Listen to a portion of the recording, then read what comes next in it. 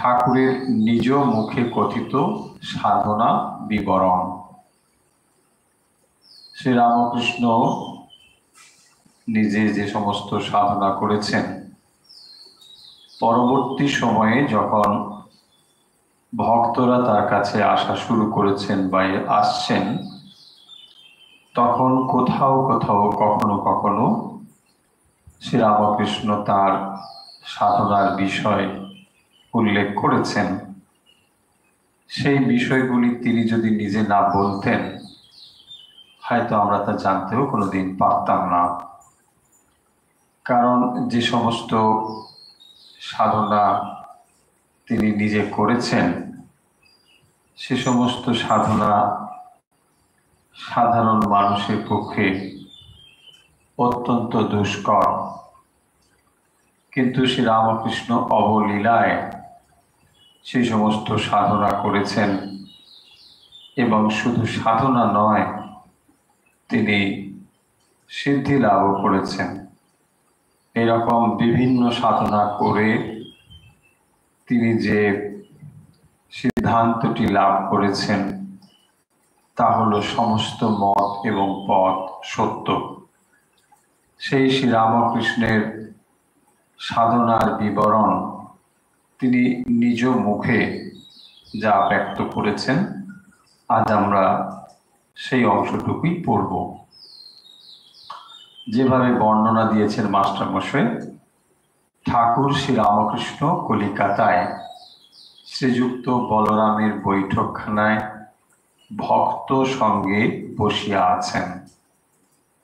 শ্রীরামকৃষ্ণ কলিকাতায় শ্রীযুক্ত বলরামের বৈঠকখানায় ভক্ত সঙ্গে বসিয়া আছেন।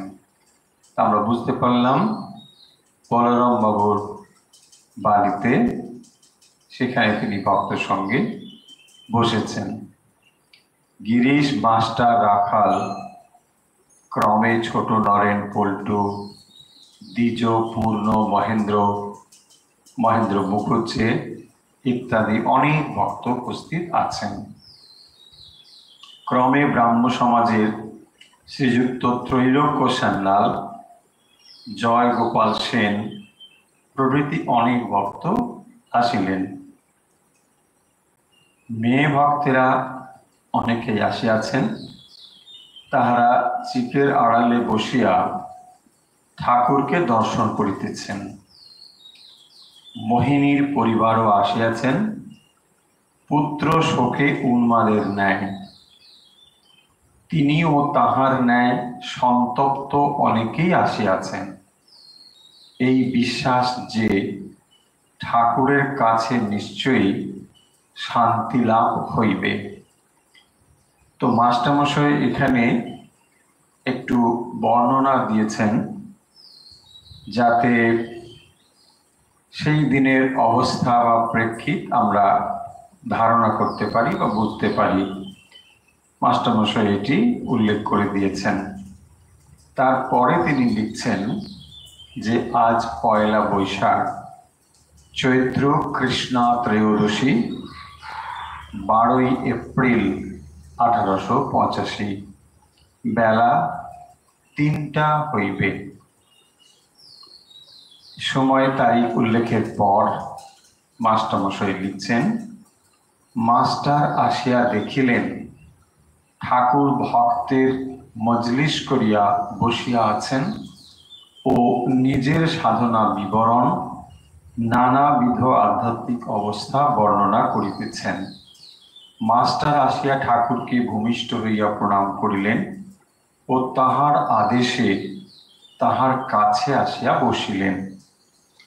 ফলে যে মজলিস চলছিল, ভক্তদের নিয়ে ঠাকুর বসেছেন বলরাম বাবুর বৈঠকখানায়, তো সেখানে নানা প্রসঙ্গ চলছিল, এবং সেই প্রসঙ্গ যে কথা হচ্ছিল তা হচ্ছে তার নিজের সাধনার বিবরণ।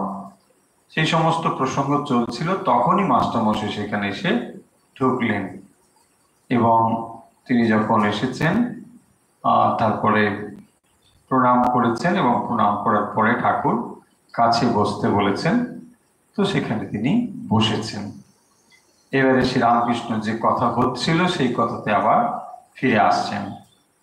বলছেন, সে সময় ধ্যানে দেখতে পেতাম সত্য সত্য একজন কাছে শূল হাতে করে বসে আছে, ভয় দেখাচ্ছে যদি ঈশ্বরের পাদপদ্মে মন না রাখি শূলের বাড়ি আমায় মারবে, ঠিক মন না হলে বুক যাবে। সে সময় সাধনার সময় ধ্যানে দেখতে পেতাম। তো শ্রীরামকৃষ্ণ যখন ধ্যান করতেন তখন তিনি দেখতে পেতেন যে তার কাছে যেন একজন শূল হাতে করে বসে আছে। কেন না ভয় দেখাচ্ছে যদি ঈশ্বরের পাদপদ্মে মন না রাখি তাহলে সুরের বাড়ি মাথায় মারবে, ঠিক মন না হলে বুক যাবে। এর তাৎপর্য কি? কেন এই কথা এখানে উল্লেখ করা হয়েছে?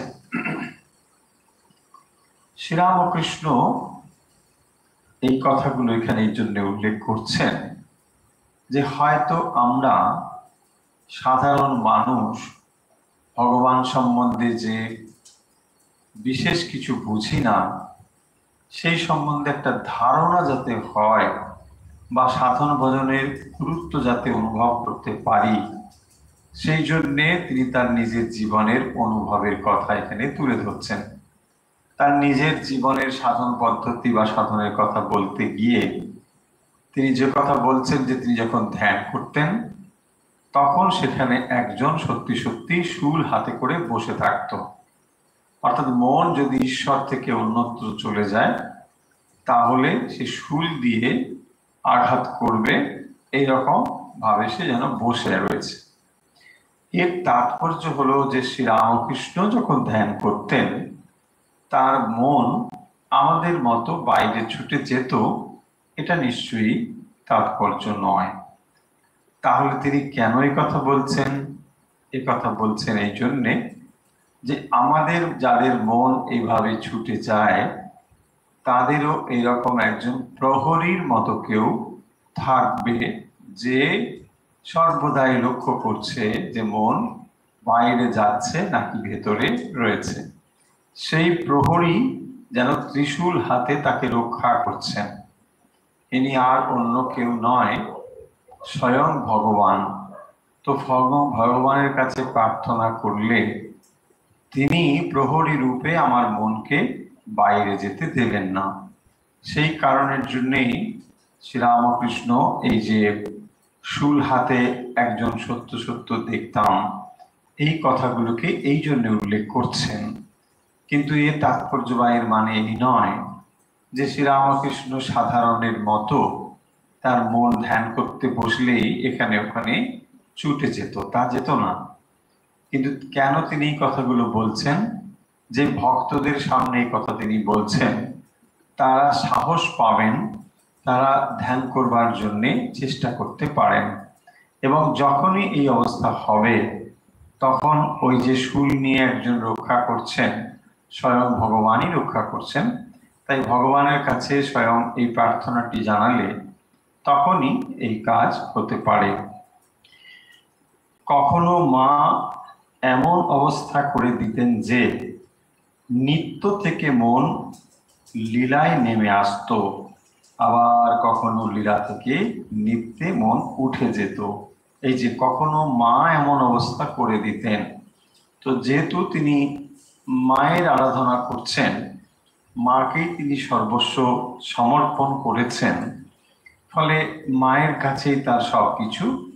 এবং সেই জন্য তিনি বলছেন যে কখনো মা এমন অবস্থা করে দিতেন যে নিত্য থেকে মন লীলায় নেমে আসতো। নিত্য আর লীলা দুটো জিনিস কি তাহলে? না, নিত্য হচ্ছে যেখানে ভগবানের স্বরূপ অবস্থান, তাকে বলি নিত্য অবস্থান। সেখানে কোনো পরিবর্তন নেই, সেখানে কেবল নিত্যের অবস্থান বা স্বরূপের অবস্থান। এবং সেই স্বরূপ থেকে যখন আবার লীলায় মন নেমে আসতো, অর্থাৎ ওই স্বরূপ অবস্থা থেকে আবার যখন জগতের বিভিন্ন বৈচিত্র্যময় জগতের ভেতরে মন আসতো, সেটি হচ্ছে লীলায় মন আসা। আবার কখনো লীলা থেকে নৃত্যে মন উঠে যেত, অর্থাৎ কখনো এই লীলা থেকে মন আবার স্বরূপে, আবার স্বরূপ থেকে এখানে মনটা যেন এইভাবে যেতে পারত। কখনো মা এমন অবস্থা করে দিতেন যে, তার মানে মাই এমন অবস্থা করে দিতেন যাতে করে এই দুটোকে আমি যথার্থ রূপে গ্রহণ করতে পারি। যখন লীলায় মন নেমে আসতো, যখন লীলায় মন নেমে আসতো, কখনো সীতারামকে রাত দিন চিন্তা করতাম। তো যখন মন নিচে নেমে আসতো তখন কি করতো না, স্বরূপ থেকে মন নিচে নেমে এলো। যেই স্বরূপ চিন্তা করা সেখানে বলা হয়েছে ব্রহ্ম শব্দ। ব্রহ্ম মানে নির্দিষ্ট কোনো কিছুকে বোঝাচ্ছে তা নয়, কিন্তু সেই যে স্বরূপ অবস্থা যেখানে নাম রূপের পারে, সেই অবস্থাটিকে বোঝানোর জন্য ব্রহ্ম শব্দ ব্যবহার করা হয়। বলছেন যখন কিন্তু মন লীলাতে নেমে আসতো, কখনো সীতারামকে রাত দিন চিন্তা করতাম। তো তখন তিনি কি করতেন, সীতারাম মানে রামচন্দ্র এবং সীতা দেবী, সীতারামকে রাত দিন চিন্তা করতাম। আর সীতারামের রূপ সর্বদা দর্শন হতো।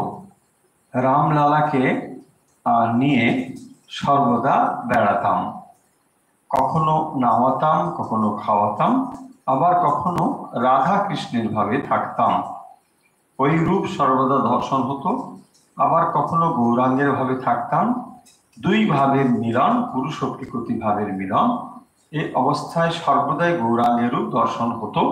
আবার অবস্থা বদলে গেল, তখন লীলা ত্যাগ করে নিত্যতে মন উঠে গেল। তো ফলে তার মন কখনো লীলা থেকে নিত্যে, আবার কখনো বা নিত্য থেকে লীলাতে যেতে পারত। সাধারণভাবে সাধারণ মানুষের মন যখন এই লীলার মধ্যে থাকে এবং সেই লীলাতে সে ভগবানের নানা রকম দিক চিন্তা করে, কিন্তু শ্রীরামকৃষ্ণ কি করতেন না, কখনো তার মন লীলাতে, আবার কখনো তার মন স্বরূপে অবস্থান করত। তো যখন এই মন লীলাতে অর্থাৎ এই জগতের মধ্যে আসতো, তো তখন তিনি কি করতেন না, ভগবানের যখন নাম আর রূপ, সেই নাম রূপের ভেতরেই ভগবানকে চিন্তা করতেন। কিভাবে চিন্তা করতেন না, সীতারামকে রাত দিন চিন্তা করতাম। সীতারাম মানে শক্তি, সশক্তি ভগবান। তো সশক্তি ভগবানকে যে চিন্তা করা, সেই চিন্তা তিনি তখন যখন করতেন সেটি হচ্ছে না লীলা। তো লীলাতে যখন ভগবান প্রকাশিত হয়েছেন শ্রীরামচন্দ্র রূপে অথবা তিনি সীতা দেবী রূপে, সেই রূপকে চিন্তা করতেন। আবার বলছেন কখনো নাওয়াতাম, খাওয়াতাম, সর্বদাই তাকে নিয়ে বেড়াতাম। কাকে না, রামলালাকে। তো রামলালার একটা অষ্টধাতুর মূর্তি ছিল, সেই মূর্তিকে তিনি সর্বদাই নাওয়াতেন, খাওয়াতেন, আবার কোথাও নিয়ে বেড়াতেন। এইসব তিনি সর্বদা করতেন। অর্থাৎ তার ভেতরে এই রামলালাকে দর্শন করে তিনি এরকম আচরণ করতেন। আবার কখনো রাধা কৃষ্ণের ভাবে থাকতাম, ওই রূপ সর্বদা দর্শন হতো।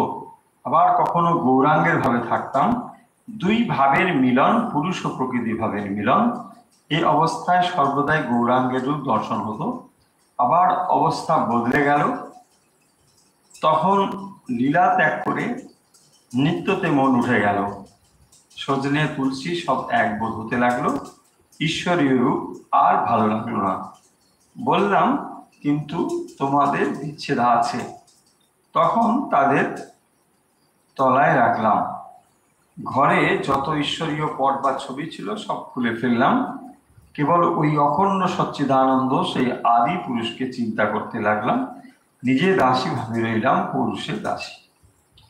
অর্থাৎ তিনি তার সাধনার কালে কিরকম কিরকম সাধনা করেছেন সেই কথাটি বলছিলেন, আর মাস্টারমশাই গিয়ে হাজির হয়েছেন এবং সেই প্রসঙ্গে তিনি এখন এসেছেন।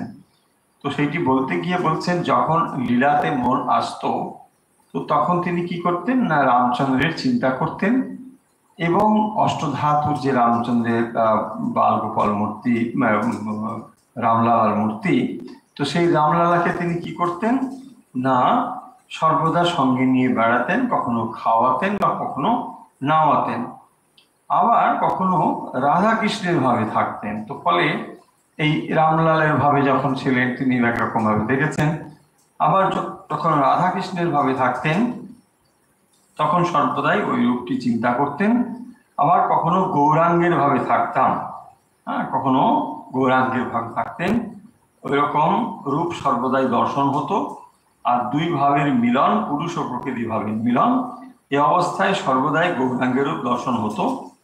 আবার অবস্থা বদলে গেল, তখন লীলা ত্যাগ করে নিত্যতে মন উঠে গেল।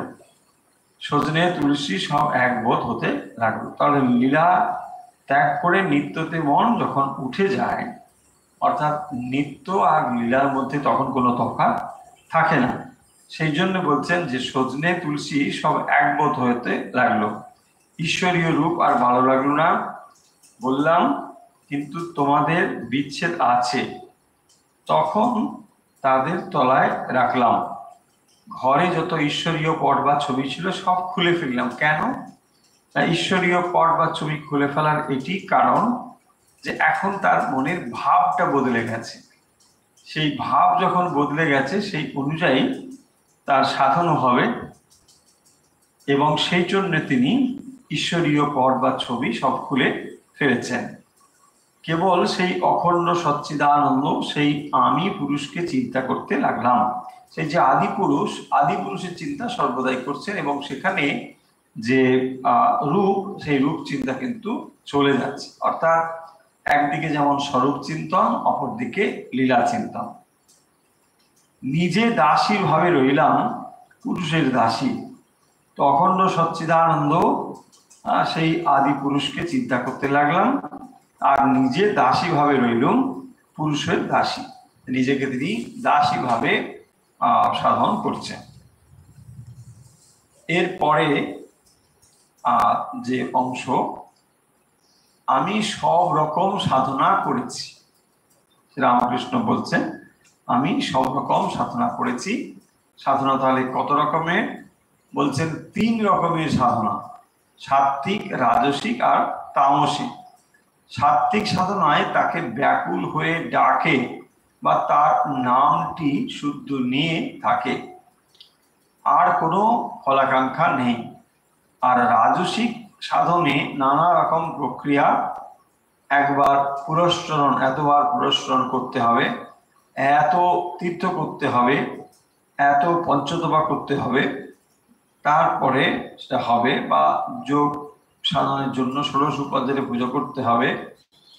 তামসিক ধ্যান, তমগুণ আশ্রয় করে সাধন, জয় কালী, তুই দেখা দিবিনি, এই গলায় ছুরি দেবো যদি দেখা না দিস, এই সাধনার শুদ্ধ আচার নেই। তো তার মানে এখানে কি বলছেন যে আমি সব রকম সাধনা করেছি। এটি হচ্ছে শ্রীরামকৃষ্ণ যে সাধন ভোজন করেছেন যখন, তখন কোন কোন পথ অবলম্বন তিনি করেছেন তার একটা বিবরণ এখানে দিচ্ছেন।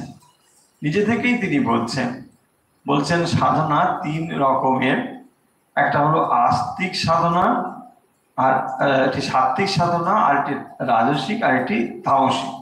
তো এই যে সাত্ত্বিক, রাজসিক এবং তামসিক সাধনা, সেখানে বলছেন যে সাত্ত্বিক সাধনায় তাকে ব্যাকুল হয়ে ডাকে বা তার নামটি শুদ্ধ নিয়ে থাকে। তাহলে সাত্ত্বিক সাধনা কাকে বলে না? সাত্ত্বিক সাধনায় তাকে ব্যাকুল হয়ে ডাকে, তাহলে ভগবানকে ব্যাকুল হয়ে কেবল ডাকে, আর তার নামটি শুদ্ধ নিয়ে থাকে, আর কোনো ফলাকাঙ্ক্ষা নেই। তো আর কোনো ফলের আকাঙ্ক্ষা নেই, কেবল নামটি সেখানে থাকে, নাম নিয়ে ব্যাকুল হয়ে তাকে ডাকছে। আর রাজসিক সাধনে নানা রকম প্রক্রিয়া, এতবার পুরস্চরণ করতে হবে, এত তীর্থ দর্শন করতে হবে, পঞ্চতপা করতে হবে, 16 উপচারে পূজা করতে হবে ইত্যাদি। তো 16 উপচারে পুজো ইত্যাদি যে নারায়ণ করতে হবে, এগুলো হচ্ছে সব রাজসিক পুজোর কথা। সেই জন্য বলছেন যেগুলো যারা রাজসিক ভক্ত, রাজসিক পুজো করেন তাদের এইরকম। আর তামসিক সাধন হচ্ছে তমগুণকে আশ্রয় করে সাধনা, মানে জয় কালী, কি তুই দেখা দিবি নি, এক গলায় ছুরি মেরে দেবো, এই গলায় ছুরি দেবো যদি দেখা না দিস। এই সন্ধ্যা এই সাধনায় শুদ্ধাচার নেই, কেবল তন্ত্রের সাধন। তো ফলে এই যে সাধনের কথা বলছেন এখানে শুদ্ধাচার নেই, যেমন তন্ত্রের সাধন। তো তন্ত্রের সাধনে সেরকম শুদ্ধাচার কিছু নেই। জয় কালী দেখা না দিলে গলায় ছুরি দেবো, এইগুলো হচ্ছে তমগুণের লক্ষণ। তো সেই তামসিক, সাত্ত্বিক এবং রাজসিক ভাবে কিভাবে তার মনের অবস্থা হয় সেগুলো একটা নমুনা এখানে যেন দেওয়া হয়েছে। আর ওই অবস্থায়, অর্থাৎ ওই সাধনার অবস্থায় অদ্ভুত সব দর্শন হতো। আত্মার রমণ প্রত্যক্ষ দেখতাম। আমার মতো রূপ একজন আমার শরীরের ভেতর প্রবেশ করলে আর ষট পদ্মের প্রত্যেক পদ্মের সঙ্গে রমণ করতে লাগলো। ষট পদ্ম মুদিত হয়েছিল, টক টক করে রমণ করে আর একটি পদ্ম প্রস্ফুটিত হয় আর ঊর্ধ্বমুখ হয়ে যায়। এই রূপে মূলাধার, স্বাধিষ্ঠান, অনাহত, বিশুদ্ধ, আজ্ঞাপদ্ম, সহস্রার সমস্ত পদ্মগুলি ফুটে উঠল। আর নিচে মুখ ছিল, ঊর্ধ্বমুখ হলো, প্রত্যক্ষ দেখলাম। তো এখানে শ্রীরামকৃষ্ণ যে তার সাধনার অবস্থার কথা বলেছেন, সাধারণ মানুষ হয়তো আমরা সবটা নাও বুঝতে পারি, বুঝবো না। কেন না, এগুলো যোগীদের ভাষা এখানে তিনি ব্যবহার করছেন। বলছেন আত্মার রমণ প্রত্যক্ষ দেখলাম, আমার মতো রূপ একজন আমার শরীরের ভেতরে প্রবেশ করলো। শ্রীরামকৃষ্ণ যখন সাধন ভজন করছেন তো তখন তিনি দেখছেন যে আমার মতো রূপ একজন আমার শরীরের ভেতর প্রবেশ করলো, তার ষট পদ্মের প্রত্যেক পদ্মের সঙ্গে রমণ করতে লাগলো। ষট পদ্ম মুদিত হয়েছিল, টক টক করে সব রমণ করে আর পদ্ম প্রস্ফুটিত হয় আর ঊর্ধ্বমুখ হয়ে যায়। এই রূপে মূলাধার, স্বাধিষ্ঠান, অনাহত, বিশুদ্ধ, আজ্ঞাপদ্ম এবং সহস্রার সমস্ত পদ্মগুলি ফুটে উঠল। আর নিচে মুখ ছিল, ঊর্ধ্বমুখ হলো প্রত্যক্ষ দেখলাম। তো যেটা ঊর্ধ্বমুখ ছিল বলছেন যে নিচে মুখ, যেটা নিচে ছিল সেটা ঊর্ধ্বমুখ হয়ে গেল, মানে মুখটা নিচের দিকে ছিল সেটা উপরের দিকে হয়ে গেল। প্রত্যক্ষ দেখলাম, শ্রীরামকৃষ্ণ বলছেন যে প্রত্যক্ষ দেখলাম। প্রত্যক্ষ দেখলাম মানে এই নয় যে সবাই যেটি দেখেছে তিনি দেখেছেন। তো তার সেই অনুভবটা তিনি এখানে সবার সামনে বলছেন, ভক্তদের সামনে বিশেষ করে, যে যেরকম যেরকম অবস্থার ভেতর দিয়ে তাকে যেতে হয়েছে সেগুলো তিনি বলছেন। সাধনের সময় আমি ধ্যান করতে করতে আরোপ করতাম প্রদীপের শিখা, যখন হাওয়া নেই, একটুও নড়ে না, তার আরোপ করতাম। তো কেন তিনি আরোপ করতেন না, সাধনার সময় আমি ধ্যান করতে করতে আরোপ করতাম। তো শ্রীরামকৃষ্ণ কি করছেন, সাধনার সময়ে ধ্যান করছেন, আর ওই ধ্যান করতে করতে তিনি আরোপ করছেন কিসের না, প্রদীপের শিখা যখন হাওয়া নেই, একটুও নড়ে না, তার আরোপ করতাম গোপীদের শিখা, প্রদীপের শিখা। তো প্রদীপ যখন জ্বলে তখন সেই শিখাটি বাতাসে এদিক ওদিক আন্দোলিত হয়, আর যখন বাতাসে প্রদীপের শিখা এদিক ওদিক আন্দোলিত হয় তো তখন সেটি কি হয় না, ঠিক ভাবে প্রদীপটিকে জ্বলে না বা আলোকিত করে না। তো সেই জন্য বলছেন যে যখন হাওয়া নেই, একটুও নড়ে না, তার আরোপ করলাম। মানে যখন ওই প্রদীপটা কোনো রকম ভাবে হাওয়ার দ্বারা আন্দোলিত না হয়ে একেবারে সরাসরি ভাবে জ্বলছিল, বলছেন যে এইটা কি করতাম না, নিজের প্রতি আরোপ করতাম। তার মানে ওই ভাবটাকে নিজের মধ্যে তিনি নিয়ে আসতেন, যাতে করে মনকে তিনি একেবারে নির্দিষ্ট যে বস্তু বা যেখানে মন তিনি দিতে চান সেইখানে দিতে পারতেন।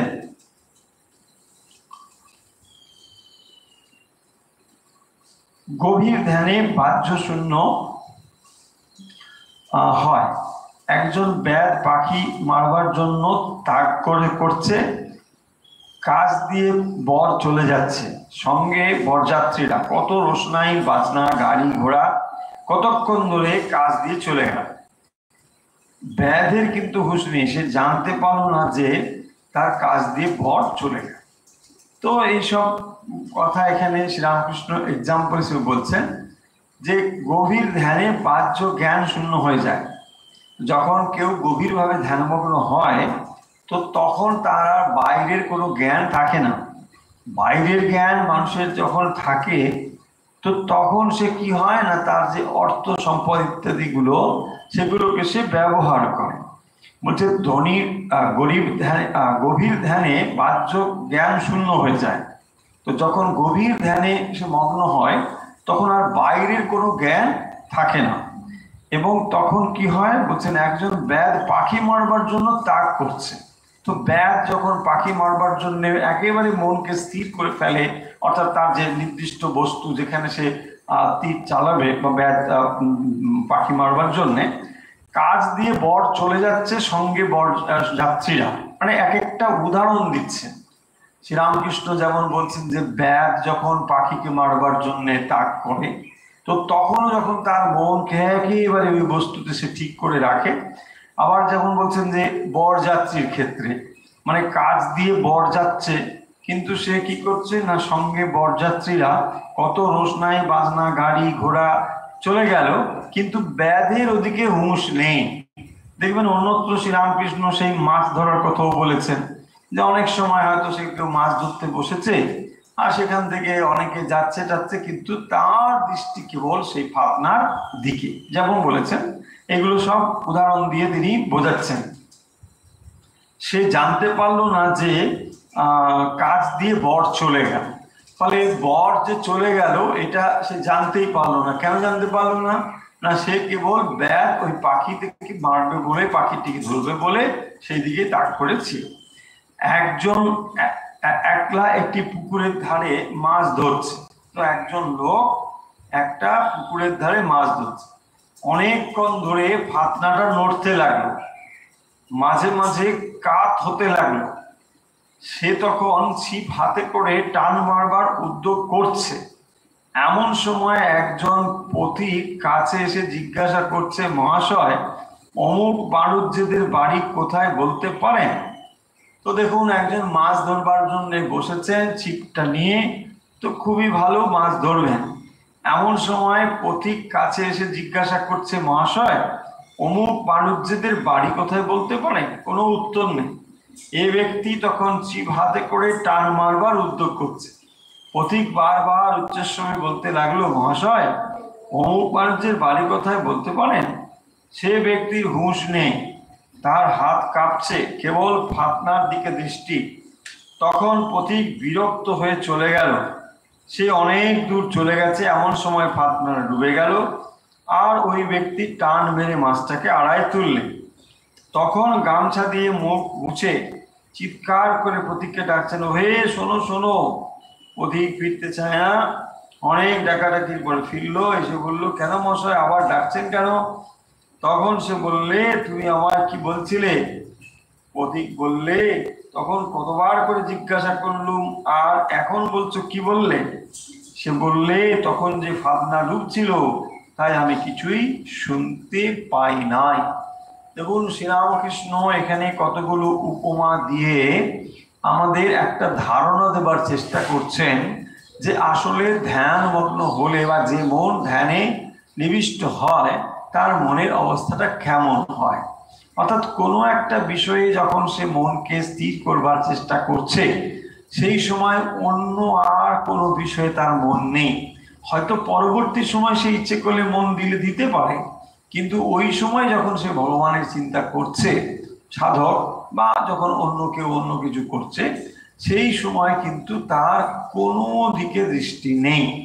ঠিক একই রকম ভাবে যিনি ভগবানের ধ্যান করবেন তারও ওই ধ্যানের প্রতি এমন নিবিষ্ট তিনি থাকবেন যে বাইরের অন্য কোনো কিছুতে তার আর কোনোভাবে মনোনিবেশ নেই।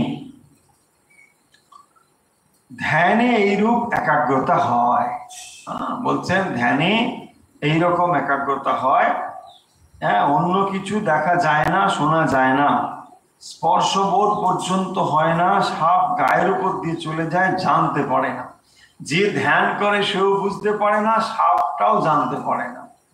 তার মানে এমন একটা অবস্থা বা অভিনিবেশ হয় যে তখন তার মন বাইরের সমস্ত বিষয় থেকে সম্পূর্ণভাবে গুটিয়ে আসে।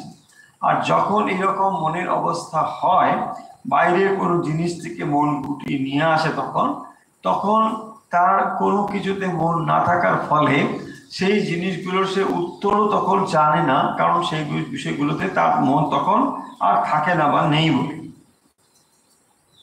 তাহলে মনের ঈশ্বরের প্রতি যে মন স্থির হবে, সেই মন এইরকম ভাবে একাগ্র হবে, এবং এইরকম একাগ্র যখন হবে তখন অন্য কোনো বিষয় আর সেখানে থাকবে না।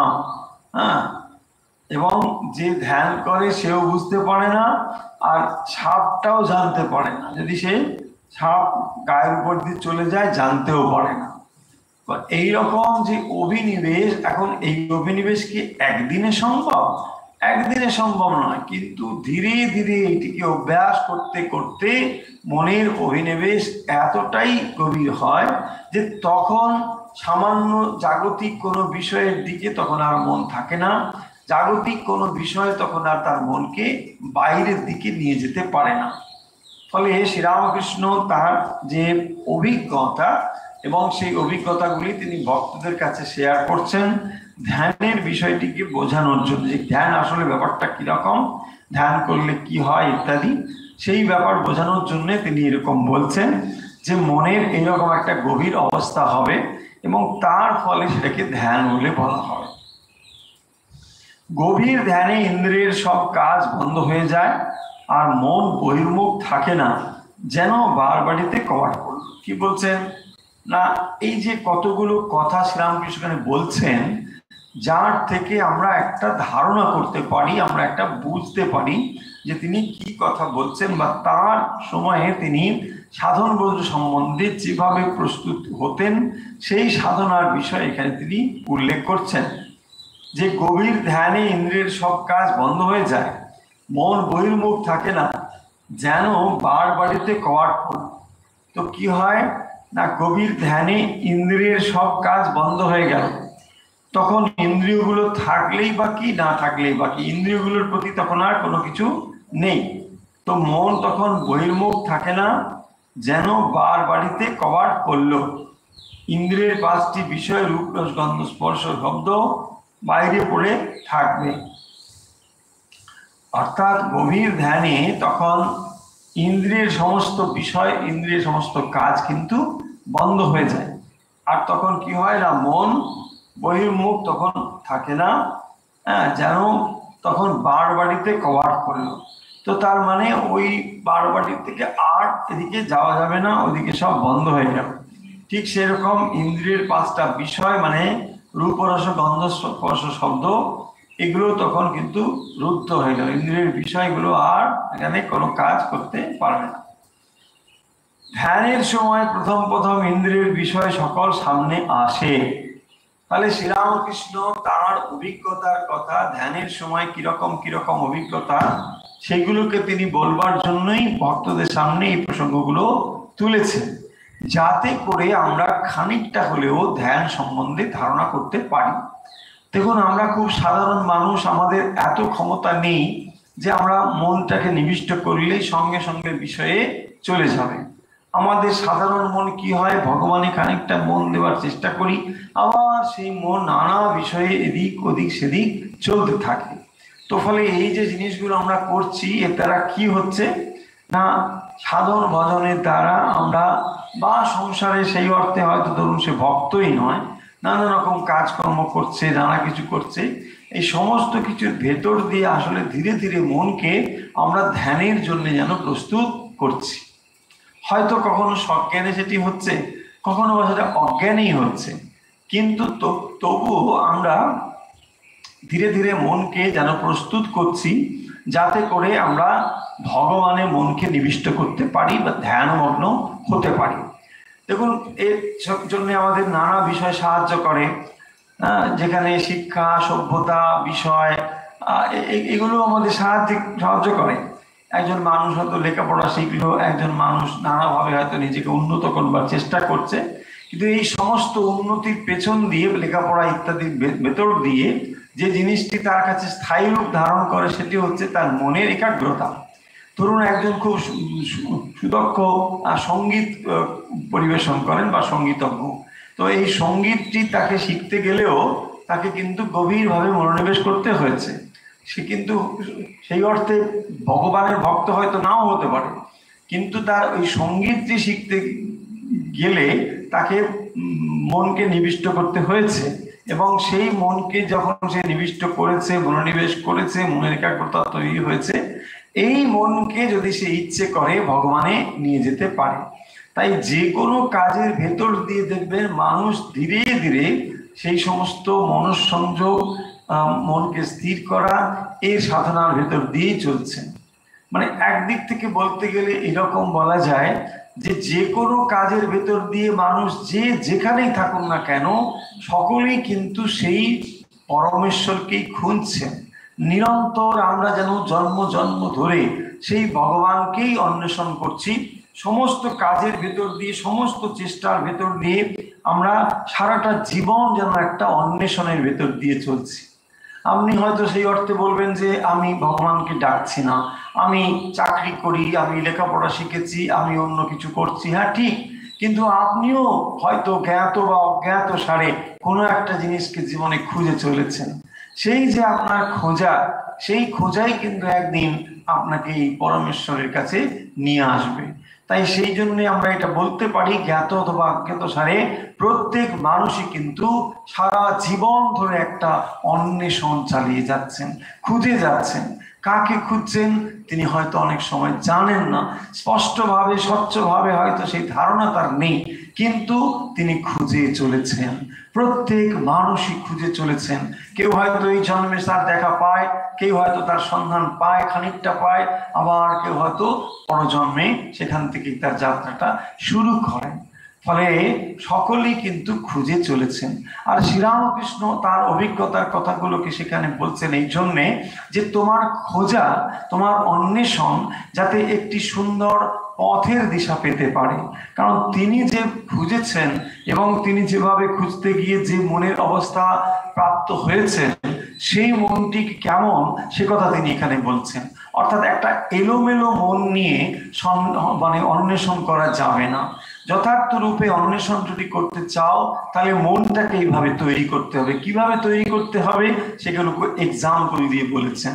বলছেন ব্যাধ যখন একটা পাখি শিকার করবার জন্য প্রস্তুত হয়, তার মনের যে গতি হয় ঠিক সেরকম। অথবা কেউ যখন ছিপ নিয়ে মাছ ধরবে বলে ফাতনা নড়া পর্যন্ত সে একেবারে মনোনিবেশ করে বসে থাকে, ঠিক তার যখন মনের অবস্থা যেমন হয়, ঠিক এইরকম যদি মনের অভিনিবেশ হয়, মন তাহলে ধ্যানমগ্ন হতে পারে। সেই রকম অবস্থাটিকে তিনি এখানে এক্সাম্পল দিয়ে এক একটা করে বোঝানোর চেষ্টা করছেন বা বোঝাচ্ছেন। প্রত্যক্ষ দেখলাম সামনে টাকার কাঁড়ি, শাল, একথালা সন্দেশ, দুটো মেয়ে। শ্রীরামকৃষ্ণ বলছেন ধ্যানের সময় প্রথম প্রথম ইন্দ্রিয়ের বিষয় সকল সামনে আসে, ধ্যানে গভীর ধ্যানে সে সকল আর আসে না। তাহলে ধ্যানের সময় কি হয় না, প্রথম প্রথম ইন্দ্রিয়ের বিষয় সকল সামনে আসে। দেখুন শ্রীরামকৃষ্ণ বলছেন যে যখন প্রথম প্রথম কেউ ধ্যান করতে বসে, শুরু করে, তখন ইন্দ্রিয়ের বিষয় সামনে আসে, গভীর ধ্যানে সে সকল আর আসে না। যখন ধ্যান গভীর হয় তখন এটি আসে না। প্রথম প্রথম এইগুলো থাকে, ইন্দ্রিয়ের বিষয় সকল সামনে আসে। অর্থাৎ যখন আমরা সমুদ্রের কাছাকাছি দেখব তীরের থেকে, তো তখন দেখবো সেখানে প্রবল ঢেউ থাকে। একটু অগ্রসর হলে, এগিয়ে গেলে তখন কিন্তু আর ঢেউয়ের এই যে প্রবল ঢেউ, এগুলো তখন আর থাকে না। দিব্যি সেখানে তখন দাঁড়িয়ে থাকা যায়, স্নান করা যায়, কোনো অসুবিধা হয় না। তাই একটু ভেতরে না গেলে স্থির অবস্থাটাকে বোঝা যায় না। সেই জন্য বলছেন যে গভীর ধ্যানে যে সে সকল আর আসে না, বাইরে পড়ে থাকে। ধ্যান করতে করতে আমার কত কি দর্শন হতো, প্রত্যক্ষ দেখতাম সামনে টাকার কাঁড়ি, শাল, একথালা সন্দেশ, দুটো মেয়ে, তাদের ফাঁদি নখ। কি বলছেন? প্রত্যক্ষ দেখতাম। কে বলছেন? শ্রীরামকৃষ্ণ বলছেন। কেন বলছেন? দেখুন এই বিষয়গুলো তিনি এই জন্য বলছেন যে যাতে করে সাধারণ মানুষ ধারণা করতে পারে যে যখন তিনি ধ্যানমগ্ন হচ্ছেন তখন বিষয় যেন তার মনের সামনে এসে উঠছে, অথচ এই বিষয়গুলো যেন তার দৃষ্টির বাইরে চলে যাচ্ছে, কারণ এই বিষয়গুলো তার কাছে তুচ্ছ বলে মনে হচ্ছে। এই যে তুচ্ছ বলে মনে হওয়া, বিষয়টিকে সামান্য বলে মনে হওয়া, এইটি যদি আমরা না করতে পারি, মন কখনোই সে বিষয় ছাড়িয়ে ধ্যানের বিষয়ের দিকে যাবে না। সেই জন্য বলছেন প্রত্যক্ষ দেখলাম সামনে টাকার কাঁড়ি। তো টাকার কি করে? মানুষের মনকে বিভ্রান্ত করে, মানুষের মনকে একদিক থেকে অন্যদিকে সরিয়ে নিতে পারে। কিন্তু তিনি বলছেন যে প্রত্যক্ষ দেখলাম সামনে টাকার কাঁড়ি। কি করতে বসেছেন? ধ্যান করতে বসেছেন। তো ধ্যান করতে বসে তিনি সামনে এই বিষয়গুলোকে দেখছেন, সামনে টাকার কাঁড়ি, শাল, এক থালা সন্দেশ, এগুলো সবই বিষয়, এবং এই বিষয়গুলো সাধারণ মানুষের মনকে বিষয় থেকে অন্যত্র নিয়ে যায়, সরিয়ে নিয়ে যায়। কিন্তু শ্রীরামকৃষ্ণ তার অভিজ্ঞতার কথা এখানে বলছেন যে সামনে টাকার কাঁড়ি, শাল, এক থালা সন্দেশ, দুটো মেয়ে, তাদের ফাঁদি নথ। ফলে স্পষ্টতই আমরা বুঝতে পারছি যে যে বিষয়গুলোকে সাধারণ মানুষের মন যে বিষয়ের জন্য লালায়িত হয়, বা সাধারণ মানুষের মন যে বিষয়ে অন্যদিকে চলে যায়, শ্রীরামকৃষ্ণ সেই বিষয়গুলো দেখিয়ে এখানে আমাদেরকে একটা ধারণা দেওয়ার চেষ্টা করছেন। শ্রীরামকৃষ্ণ এই সমস্ত যে করছেন, এগুলোর থেকে অনেক অনেক ঊর্ধ্বে তার মন। এগুলো সাধারণ একটা একটা ভক্তের, সাধকের মনের মতন একটা কথা হচ্ছে, কিন্তু শ্রীরামকৃষ্ণ তো ঠিক তা নয়। যে তবু এই কথাগুলো তিনি কেন বলছেন না? যাতে করে আমরা একটা ধারণা করতে পারি, তাই তিনি বলছেন। আবার দেখুন কি বলছেন, মনকে জিজ্ঞাসা করলাম, মন তুই কি চাস? কিছু ভোগ করতে কি চাস? মন বললে না, কিছু চাই না, ঈশ্বরের পাদপদ্ম ছাড়া আর কিছুই চাই না। এই যে পরীক্ষা করা নিজের মনকে, এই বিষয়গুলো যখন মনের সামনে এসে উঠেছে, তখন তিনি মনকে জিজ্ঞাসা করছেন। এটা হচ্ছে সেলফ অ্যানালিসিস করা, মনকে নিজে নিজে জিজ্ঞাসা করা। কি? মন তুই কি চাস? তাহলে যে বস্তুর আমি ধ্যান করছি, বাস্তবিক আমি সেই বস্তু কি চাই? যথার্থ রূপে সেই বস্তুর প্রতি কি আমার ভালোবাসা হয়েছে? আর যদি ভালোবাসা হয়ে থাকে, তাহলে এই বিষয়গুলো আমার কাছে তুচ্ছ বলে মনে হবে। তাই দেখবেন একটু আগে যে বলছিলাম অন্বেষণ, সারা জীবন ধরে মানুষ অন্বেষণ করে চলেছে, খুঁজে চলেছে, কিন্তু সে জানে না কোথায় তাকে খুঁজতে হবে বা কোথায় সেই বস্তুটি সে পাবে। খুঁজে সে চলেছে। সেই মৃগনাভি কস্তুরীর কথা বারবার বলা হয় যে হরিণের নাভিতে একটা সুগন্ধ রয়েছে, কস্তুরীর গন্ধ, কিন্তু সে জানে না যে সেই সুগন্ধ কোথা থেকে আসছে। তো সেই জন্য সে কি করে? বিষয় থেকে বিষয়ে ঘুরতে থাকে। এই বিষয়ে বোধহয় হলো না, আর একটা বিষয়, এই বিষয় হলো না, আর একটা বিষয়, এইরকম নানা বিষয়ে আমাদের মন ধাবিত হয় সেই আনন্দের সন্ধানে। আমরা আসলে সেই আনন্দকেই চাই। সন্ধান আমরা করে চলেছি, সকলেই আমরা খুঁজে চলেছি, কিন্তু সেই খোঁজা কারো কারো সমাপ্ত হয়, কেউ কেউ পায়, কেউ কেউ পায় না, কেউ আবার জীবন থেকে জীবনে চলতে থাকে। সেই যে অন্বেষণ, শ্রীরামকৃষ্ণ বলছেন যে মনকে জিজ্ঞাসা করলাম, মন কি তুই চাস? কি চাস মন? অর্থাৎ ধ্যানমগ্ন যখন হচ্ছেন, তখন এই বিষয়গুলো তার সামনে যখন উঠে এসেছে, তখন তিনি বলছেন যে মন তুই কি চাস? যদি এই বিষয়গুলো তুমি চাও সত্যি সত্যি, তাহলে তুমি যে ধ্যান করতে বসেছো, এটা তোমার যথার্থ হবে না। তুমি ধ্যান করতে বসেছো ভগবানের, কিন্তু মন তোমার বিষয়ে রয়েছে। তাই মনকে তিনি বলছেন যে কি চাস? কিছু ভোগ করতে কি চাস? মন বললে না, কিছুই চাই না। তার মানে এটি হলো একটি সাধনার পদ্ধতি। না, যখনই এই বিষয়গুলো সূক্ষ্মভাবে মনের সামনে এসে হাজির হচ্ছে, দেখুন এখানে যে বাইরে পড়ে আছে, বলছেন সে সকল আর আসে না, গভীর ধ্যানে বাইরে পড়ে থাকে। ধ্যান করতে করতে আমার কত কি দর্শন হতো। কত কি দর্শন হতো মানে এখানে ভগবানের বিষয় দর্শনের ব্যাপার নয়। বলছেন প্রত্যক্ষ দেখতাম। কি দেখতাম? অন্য বিষয় দেখছি। কি দেখছি? নানা বিষয় এখানে হাজির হয়েছে, এবং সেই যে বিষয়গুলো এসে হাজির হয়েছে, সেখান থেকে মনকে যদি তিনি সেই বিষয় থেকে সরিয়ে নিতে না পারেন, তাহলে যে বিষয়ে মনকে স্থাপন করতে চান সে বিষয়ে মন যাবে কি করে? সেই কারণের জন্যে শ্রীরামকৃষ্ণ যে পদ্ধতি অবলম্বন করে তার নিজের জীবনে তিনি ভগবানকে লাভ করেছেন, মায়ের দর্শন পেয়েছেন, সাধারণের কাছে সেই পথটি তিনি তুলে ধরছেন, বিচারের পথ। যে এই বিচার যখন মনের সামনে জিনিসগুলোকে আসছে, বলছেন মন তুই কি চাস? মন বলল না, কিছুই চাই না।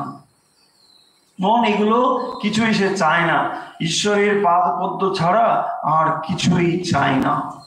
তাহলে এই বিচারে যখন মন স্থির হতে পারে যে আর এই বিষয়গুলো চাই না, একমাত্র ভগবানকেই চাই, তখনই সেই মন ভগবানে স্থির হয়। বলছেন আরো দেখুন, বলছেন মেয়েদের ভেতর বার সব দেখতে পেলাম, যেমন কাচের ঘরে সমস্ত জিনিস বার দেখা যায়, তাদের ভেতর দেখলাম নাড়ি বুড়ি রক্ত বিষ্ঠা মল নাল প্রস্রাব এইসব। ফলে কি বলছেন? বলছেন বাস্তব কি রয়েছে এইটা যেন শ্রীরামকৃষ্ণ স্পষ্ট দেখতে পেলেন, যে এই যে জিনিসগুলো রয়েছে, যা যে সমস্ত জিনিসের প্রতি সাধারণ মানুষের মন লালায়িত হয়, আকর্ষিত হয়, তাকে তিনি বিশ্লেষণ করে তুলে দিচ্ছেন এখানে, যে দেখো এই বিষয়গুলো ছাড়া তো আর অন্য কিছু নেই। তো ফলে এই বিষয়গুলির প্রতি যদি তুমি লালায়িত হও, তাহলে ঈশ্বর থেকে তোমার মন সরে যাবে। সেই কথায় তিনি এখানে তুলে ধরছেন। শ্রীযুক্ত গিরিশ ঠাকুরের নাম করিয়া ব্যারাম ভালো করিব, এই কথা মাঝে মাঝে বলিতেন। এবারে একটু অন্য বিষয় এখানে এসেছে। কি বলছেন? শ্রীযুক্ত গিরিশ ঠাকুরের নাম করিয়া ব্যারাম ভালো করিব, এই কথা মাঝে মাঝে বলিতেন। শ্রীরামকৃষ্ণ গিরিশের প্রতি বলছেন যারা হীন বুদ্ধি তারা সিদ্ধাই চায়। তার মানে রোগ ভালো করা, শারীরিক অসুস্থতা ভালো করা কি করে? ঠাকুরের নাম করে। ভগবানের নাম করলে শরীরের অসুখ ভালো হয়ে যাবে, চলে যাবে, এই কথা তিনি বলতেন। আর সেই প্রসঙ্গে শ্রীরামকৃষ্ণ বলছেন যে যারা হীন বুদ্ধি তারা সিদ্ধাই চায়, এটা একরকম সিদ্ধাই। ব্যায়াম ভালো করা, মোকদ্দমা জেতানো, জলের ওপর হেঁটে যাওয়া, এই সব। যারা শুদ্ধ ভক্ত তারা ঈশ্বরের পাদপদ্ম ছাড়া কিছুই চায় না। ফলে এই যে ভগবানের পথে অগ্রসর হওয়ার জন্য যে সমস্ত শক্তি আদি লাভ হয়, অনেকের হয়, তো তার ফলে সেইগুলোকে যদি অতিক্রম না করা যায়, বলছে তাহলে সে ঈশ্বরের দিকে এগোতে পারে না।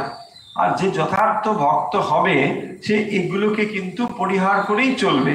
শ্রীরামকৃষ্ণ সেই জন্য বলছেন যে যারা হীন বুদ্ধি তারা সিদ্ধাই চায়। সিদ্ধাই হলো হীন বুদ্ধির পরিচয়। দেখুন এই কথাগুলো শ্রীরামকৃষ্ণ বিশেষ করে কথামৃতে এতবার উল্লেখ করেছেন বলে আজ আমরা এই কথাগুলোর সঙ্গে অন্য জিনিসের তুলনা করে ভালো করে বুঝে নিতে পারি। যদি এই কথাগুলো আমরা ঠিক না বুঝতাম তাহলে আমরা ধারণাই করতে পারতাম না যে সিদ্ধাইকে আমরা একটা বিরাট জিনিস বলে মনে করি। যে মানুষের ভেতরে দেখবেন সাধন বন্ধন করতে করতে কোনো একটা বিশেষ ক্ষমতার উদ্রেক হয়েছে, আমরা তাকে কি মনে করি না বিরাট ক্ষমতার অধিকারী তিনি, এত বড় একটা কিছু করতে পারেন। কিন্তু বাস্তবিক এতে তার কি উপকার হয়? তার তো কিছু উপকার হয় না, বরং তার মন ঈশ্বর থেকে বাইরে চলে যেতে পারে। সেই কারণের জন্য বলছেন যে ব্যায়াম ভালো করা, মোকদ্দমা জেতানো, জলের উপরে হেঁটে যাওয়া, এইসব এইগুলো হচ্ছে একটা ক্ষমতা বা সিদ্ধাই। দেখবেন শ্রীরামকৃষ্ণ অন্যত্র বলছেন না যে দুই ভাই, এক ভাই গৃহত্যাগ করে অনেকদিন সাধন ভজন করে থাকেন, তো তারপরে তিনি গৃহে ফিরে তার ভাইকে বলছেন জানিস আমি সাধন ভজন করে এত বিরাট শক্তি লাভ করেছি। না কি শক্তি লাভ করেছো? আমি জলের উপর দিয়ে হেঁটে চলে যেতে পারি। ও আচ্ছা, তো চলো দেখা যাক। তো তিনি কি করলেন না জলের উপর দিয়ে হেঁটে হেঁটে চলে গেলেন, আবার ওপাশ থেকে হাঁটতে হাঁটতে এখানে এসে হাজির হলেন। তো তখন তিনি বলছেন যে দাদা তুমি কষ্ট করে এত বছর সাধনা করে যা লাভ করেছো আসলে তার দাম কিন্তু 2 পয়সা। যে কেন? না আমি 2 পয়সা দিলে কিন্তু নৌকোয় করে উপরে যেতে পারি, এপারে আসতে পারি।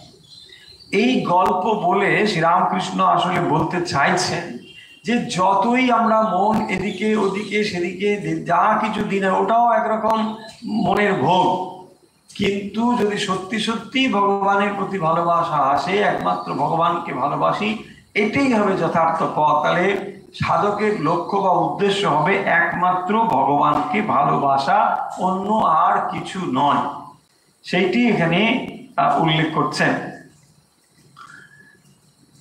যারা শুদ্ধ ভক্ত তারা ঈশ্বরের পাদপদ্ম ছাড়া আর কিছুই চায় না।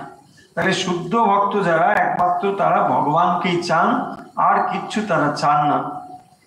আমার বালকের স্বভাব, আর হৃদয় একদিন বললে মামা মার কাছে কিছু শক্তি চাও, কিছু সিদ্ধাই চাও। আমার বালকের স্বভাব, কালীঘরে জপ করবার সময় মাকে বললাম, মা হৃদয় বলছে কিছু শক্তি চাইতে, কিছু সিদ্ধাই চাইতে।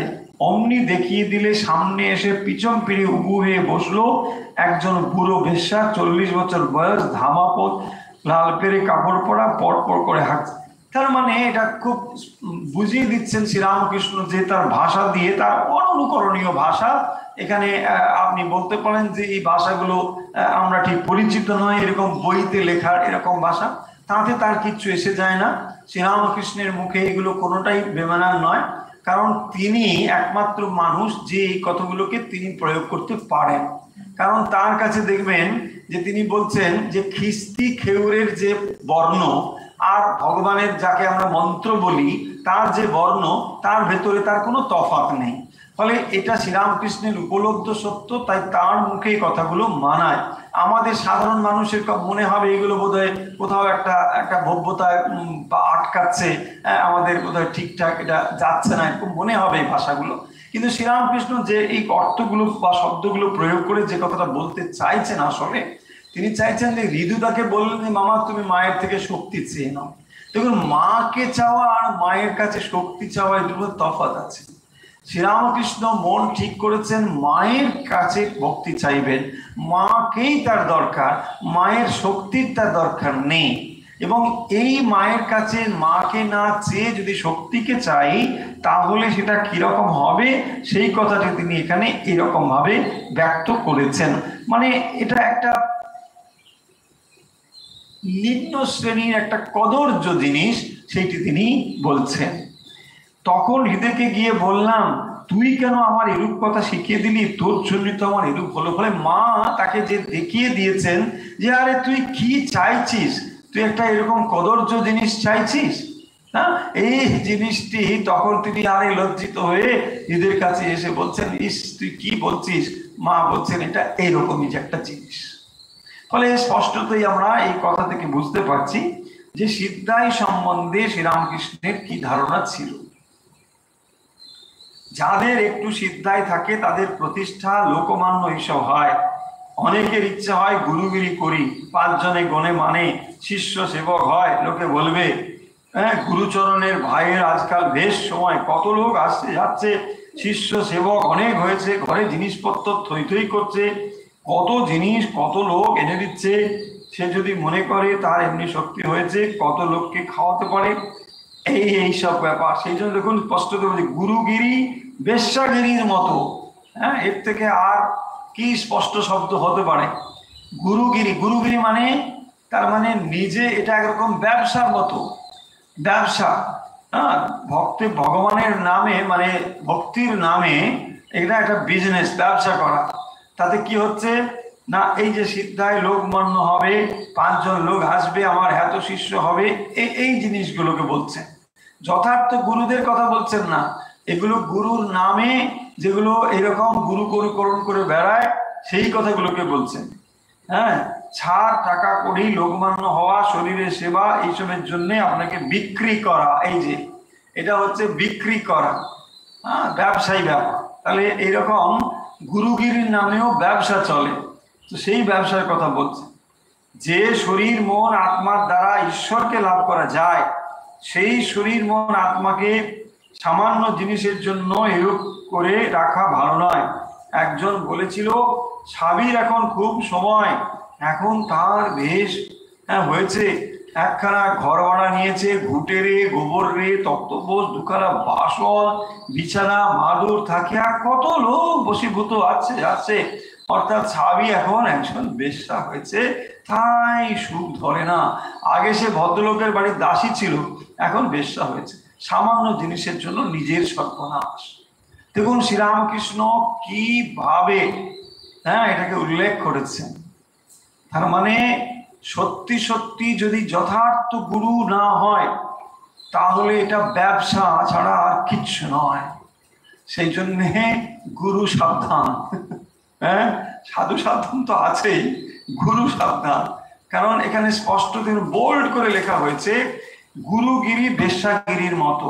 যথার্থ গুরু হলে কোনো প্রশ্ন নেই, যথার্থ গুরু না হলে এটা পুরো ব্যবসা হয়ে যায়, এটা বিজনেস। সর্বনাশ গুরুর নামে মানে এরকম করে সর্বনাশ হতে পারে, এবং সেটা কিভাবে হতে পারে সেই কথাটি শ্রীরামকৃষ্ণ এখানে বলবেন। আচ্ছা, তাহলে আমরা আজকে যে অংশটি পড়লাম তাকে যদি আমরা একটু সামাপ করে নিই, তাহলে আমরা দেখতে পাবো এখানে কোন কথাগুলো বলা হয়েছে। শ্রীরামকৃষ্ণ তার সাধনার বিষয়ে এখানে উল্লেখ করেছেন। তিনি যেরকম সাধনা করেছেন সেই সাধনার অভিজ্ঞতা তিনি এখানে বলছেন, যে এক লীলাতে এবং স্বরূপে মনকে ঠিক রাখা। তো যখন তিনি লীলাতে মনকে নিয়ে আসতেন স্বরূপ থেকে, তো তখন তিনি কি করতেন না, রামচন্দ্রের চিন্তা করতেন, রাম সীতার চিন্তা করছেন, কখনো বা তিনি রাধা কৃষ্ণের কথা ভাবতেন। এরকম স্বরূপ থেকে মন যখন তার লীলাতে আসতো, তো এইরকম করতেন। এটা তার নিজের একটা অভিজ্ঞতার কথা এখানে তিনি মানে যেভাবে সাধনা ভোজন করেছেন সে কথা তিনি উল্লেখ করেছেন। আর বড় যে কথাটি এখানে বলা হয়েছে, যে ধ্যান যোগের অবস্থা নিবাত নিষ্কম্প প্রদীপবৎ। তো যখন নিবাত নিষ্কম্প প্রদীপ, দীপশিখা যখন জ্বলতে থাকে, তো তখন বাতাস যদি না থাকে, সেটা যেমন স্থির হয়ে থাকে, সেইটাকে দুটো এক্সাম্পল দিয়ে এখানে শ্রীরামকৃষ্ণ বোঝানোর চেষ্টা করছেন। বলছেন যে যখন কেউ ব্যাগ শিকার করবার জন্য থাকে, পাখির দিকে সে নিক্ষেপ করে থাকে, তো তখন তার কি হয় না, কোনো দিকে আর মন থাকে না, একমাত্র ওই দিকে থাকে। বা মাছ ধরবার সময় যখন সে ফাতনা হাতে কেউ বসে থাকে, তখনও তার যেমন মন অন্যদিকে যায় না। ঠিক এইরকম ভাবে যে ধ্যান করে, তারও মন যদি বাইরের দিকে না থাকে, তো তখন সেটা যথার্থ রূপে ধ্যান হয়। এইভাবে ধ্যান করার কথা বলছেন। এবং তারপরে তিনি ধ্যানের সময় বলছেন যে বাইরে বাইরে যখন মন বহির্মুখী হয়ে যায়, সেগুলোকে তিনি কি করতেন না, ধ্যানে ভেতরে নিয়ে আসতেন মনকে। আর তারপরে বলছেন এই নানা রকম জিনিস যখন আমি দেখলাম, প্রত্যক্ষ দেখলাম, সামনে টাকার কাড়ি, শাল, এই সমস্ত জিনিসগুলো, তো তারপরে তিনি কি করছেন না, বিচার করে করে মন থেকে এগুলোকে সরিয়ে দিচ্ছেন। যে এইগুলোকে যদি তুচ্ছ জ্ঞান না হয়, অর্থাৎ সোজা কথা, যদি এই জগৎকে আমরা 16 আনা সত্য বলে মন সেদিকে দিয়ে রাখি, সে মন দিয়ে আর যাই হোক না কেন, ধ্যান মানে ঈশ্বরের ধ্যান হওয়া সম্ভব নয়। বিষয়ের ধ্যান হতে পারে, নানা বিষয় মতলব হতে পারে ধ্যানের নামে, কিন্তু যথার্থ ধ্যান হওয়া অত্যন্ত কঠিন যদি মন বিষয় থেকে আমরা সরাতে না পারি। শ্রীরামকৃষ্ণ বারবার সে কথা বলছেন। এবং এই যে সিদ্ধাই তখনই আসবে যদি যথার্থ ঈশ্বরের প্রতি ভালোবাসা না হয়, ভক্তি না হয়, তাহলে নানা রকম সিদ্ধাই এসে হাজির হবে। এবং সেই সিদ্ধাইগুলো যে কত ক্ষতিকারক সে কথা শ্রীরামকৃষ্ণ উল্লেখ করেছেন। যে সিদ্ধাইয়ের ফলে কি হয় না, মন আসলে ঈশ্বর থেকে বহির্মুখী হয়, বাইরের দিকে চলে যায়, সেটা তিনি বুঝিয়েছেন। এবং তারপরে গুরুগিরি যে বেশ্যাগিরির মতো, এটাও তিনি বুঝিয়েছেন। তার মানে গুরু যদি বিষয়ের জন্য ভক্ত করে, বিষয়ের জন্য ভগবানের নাম করে, গুরুগিরি করে, ব্যবসা হয়ে দাঁড়ায়, সেইটি কিন্তু অত্যন্ত ক্ষতিকর। এবং তাকে কিভাবে তুলনা করেছেন কি শব্দে, আমরা নিশ্চয়ই ধারণা করতে পারবেন। ফলে এই ছিল আজকের আলোচনা। আমরা আজকের আলোচনা কথামৃতের এই বিষয়টি এখানে শেষ করব।